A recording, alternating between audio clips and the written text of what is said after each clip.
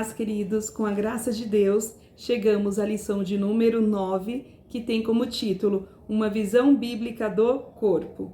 E a palavra-chave também é corpo. E o texto áureo diz assim: mas o corpo não é para a prostituição, senão para o Senhor, e o Senhor para o corpo. Está lá em 1 Coríntios, capítulo 6, versículo 13, parte B. Então, aqui nessa lição, nós vamos enfatizar que o homem deve conservar-se íntegro, irrepreensível perante o Senhor. O homem deve cuidar do seu corpo e a verdade prática diz assim, o corpo é templo do Espírito Santo e por isso deve ser conservado em santificação até a volta de Cristo. Nós sabemos que o processo de santificação ele é contínuo. O homem, ele precisa a cada dia melhorar, a cada dia se aperfeiçoar até a glorificação, até a volta de Cristo, porque nós estamos aqui, mas nós somos peregrinos em terra estranha.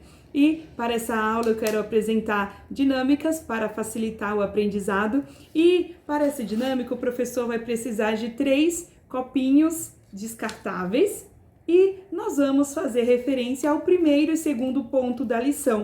O primeiro ponto da lição diz a criação do ser humano e o segundo ponto fala a visão bíblica do corpo. Então aqui, nós temos 3 copinhos descartáveis e aí o professor vai colocar em cada um deles, que nós vamos falar aqui da constituição do ser humano. Nós cremos na constituição tricotômica, ou seja, na tríplice divisão do ser humano ou na natureza tripartite do ser humano. Então nós cremos que o homem é dotado de corpo, alma e espírito. E é isso que nós vamos exemplificar e mencionar nessa dinâmica. Então nós temos aqui, nós vamos separar.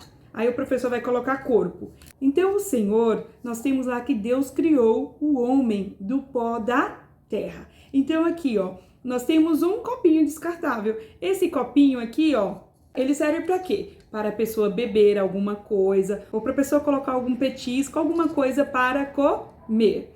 Olha, o copo sem nada, ele serve para saciar a fome de alguém? Ele serve para alimentar ou para trazer alguma saciedade? Não, ele é apenas um recipiente. E não tem nenhum conteúdo satisfatório. Então aqui nós vamos falar, então Deus criou o homem. Então quando o homem foi criado do pó da terra, aqui o corpo em si é apenas o quê? A parte material. O corpo, ele é a carne, a parte material, a parte que é palpável, que nós podemos pegar. Então até então aqui o homem era apenas um corpo, um molde, um boneco. Então aqui nós vamos falar nesse sentido. Só que o nosso Deus, quando criou o homem, depois ele soprou em suas narinas o fôlego da vida. E quando ele soprou em suas narinas o fôlego da vida, o homem tornou-se alma vivente. Então o professor vai escrever alma aqui. E quando o Senhor soprou em suas narinas, também lhe outorgou o Espírito, que é para ter comunhão com ele. Então aqui nós temos o corpo, que é a parte material, a parte externa, a parte visível, a parte palpável. E na palavra fala que corpo é a parte do pó que voltará à terra e no caso daqueles salvos em Cristo, depois ressuscitarão para ser glorificado, que é a parte final. E aqui nós temos a nossa alma. A alma e o espírito são a parte imaterial ou a parte interna, aquilo que não é visível, que não é palpável, mas aqui na alma nós temos o quê? A sede das nossas vontades, das nossas emoções, o nosso pensamento, a nossa mente, o nosso intelecto. Aqui onde nós pensamos, nós temos as nossas vontades e nós agimos. E aqui o espírito é o que o Senhor outorgou para ter comunhão com o Espírito de Deus. Então a alma vivente tem o Espírito e o Espírito é aquela parte que fala que voltará a Deus. E aqui o homem então é dotado dessas 3 partes. O pastor Severino no livro ele explica que o corpo, ele foi criado dentro da constituição dessa tríplice função. Ele fala que o corpo tem a função de servir a Deus. Ele fala que a alma tem a função de obedecer a Deus. E ele fala que o espírito tem a função de manter a comunhão com Deus. Então aqui nós temos 3 partes. E o homem, ele precisa conservar-se íntegro no nosso corpo. O apóstolo Paulo fala lá em Gálatas que existe uma guerra constante entre a carne e o espírito. Então aqui nós temos a carne e o espírito, e aqui nós temos a nossa alma, onde nós temos a sede das nossas vontades e das nossas ações. E lá em Provérbios, quando fala assim, de tudo que se tem que guardar, guarda o teu coração, porque dele procede as saídas da vida ou da alma. Nós estamos falando aqui, da nossa alma. A palavra de Deus também fala que a alma que pecar, esta morrerá. E aqui nós estamos falando morte espiritual. Então aqui dentro dessa guerra, o que acontece aqui com a alma? Se a alma tender mais para o corpo e para fazer as vontades da carne, ela vai o quê? A carne vai predominar. Mas quando a alma tende para fazer a vontade de Deus, para andar com base na palavra do Senhor, o Espírito vai predominar. E a palavra de Deus diz assim, lá em Mateus e Marcos, nos evangelhos, falam que nós devemos vigiar, porque a carne é fraca, mas o Espírito é forte. Então aqui a carne, olha, o corpo, nós precisamos tomar muito cuidado, porque nós devemos manter o quê? Nós temos que apresentar ao Senhor corpo, alma e espírito. Então eu tenho que cuidar do meu corpo. Eu tenho que manter o meu corpo irrepreensível. Olha, eu tenho que tomar cuidado o que está adentrando, o que eu estou fazendo com o meu corpo. Eu não posso utilizar ou maltratar ou ferir ou machucar o meu corpo, porque o meu corpo é templo do Espírito Santo de Deus. Eu não posso tender para as práticas abusivas, práticas sexuais ou práticas que estão sendo contra o corpo, porque tudo isso vai me afastar do Espírito de Deus. E aqui, a carne é fraca, e quando nós falamos que a carne é fraca, olha, por exemplo, aqui representando as tentações, as coisas, ou todas as afrontas, ou todos os pecados que nós temos com o corpo, o que acontece? Olha, se eu dou lugar para a carne, o que vai acontecer? A carne, ela é fraca. Agora o espírito, ele é forte. Então, ó o que acontece aqui.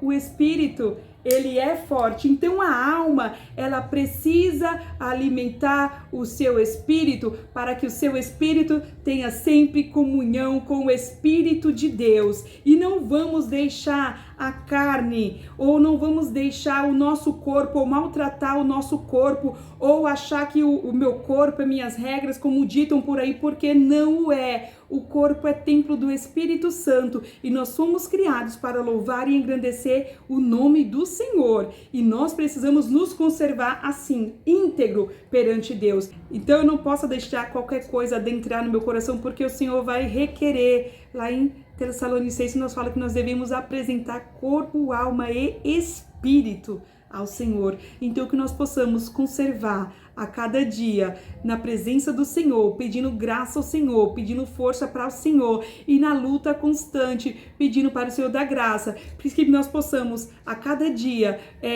mortificar a nossa carne, vigiar a nossa alma, nossas ideias, nossos pensamentos, para que o nosso espírito tenha íntima comunhão com o Espírito Santo de Deus. Porque aqui agora, nós vamos viver como? Aqui, íntegro perante o Senhor. Aqui, no Espírito, coloquei a água para que o copinho não queimasse. E se a pessoa mantém íntima comunhão com o Espírito Santo de Deus, a sua alma está protegida, o seu coração está guardado, a sua mente está protegida e automaticamente ele também vai cuidar do seu corpo, para não dar brecha para o inimigo, que nós possamos a cada dia testificar o Senhor. E o Espírito Santo de Deus, ele é santo e ele habita em nós. Então nós precisamos manter a santidade para um dia nos encontrarmos com Cristo.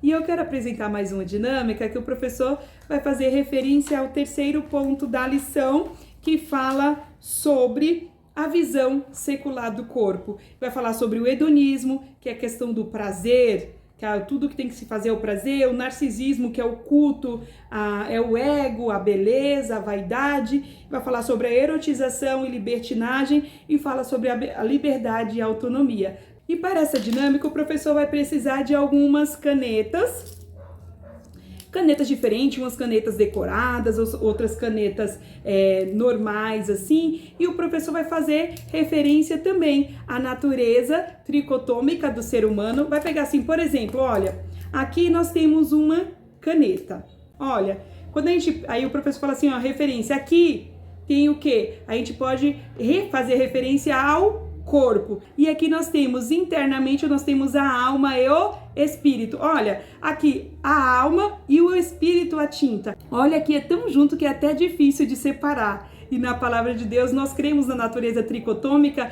porque nós temos também na palavra de Deus que fala que a palavra do Senhor, ela penetra até na divisão da alma e do espírito. E se ela penetra e se fala em divisão, nós cremos em duas partes. Por isso que nós cremos também na natureza tripartite, na tricotomia e não apenas na dicotomia.